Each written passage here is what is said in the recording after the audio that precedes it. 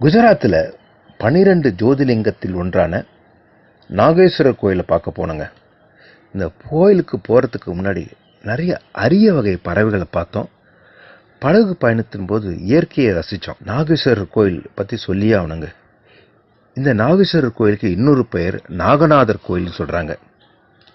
12 ஜோதிர்லிங்கத்தில் ஒன்றான இக்கோயிலுக்கு ஒரு புராண கதை உண்டுங்க. சுப்ரியா எனும் சிவபக்தை ஒருத்தியை தாருகா எனும் அசுரன் சிறைப்பிடித்து தாருகாவனம் என்ற இடத்தில் அடைத்து வைத்து இருந்தான். பாம்புகளின் நகரமான இதற்கு தாருகாவே மன்னன். சுப்ரியாவின் வேண்டுகோளின்படி கைதிகள் எல்லாரும் சிவனை குறித்து மந்திரங்கள் சொல்லி வணங்கினர். அங்கே தோன்றிய சிவன் தாருகாவை கொன்று கைதிகளை விடுவித்தாராம். தாருகா இறப்பதற்கு முன்பு இவ்விடத்தில் தன்னுடைய பெயரில் வழங்க வேண்டும் என்று கேட்டுக்கொண்டதற்கு இணங்காக இவ்விடத்திற்கு நாக்நாத் என்று பெயர் வழங்கினார்.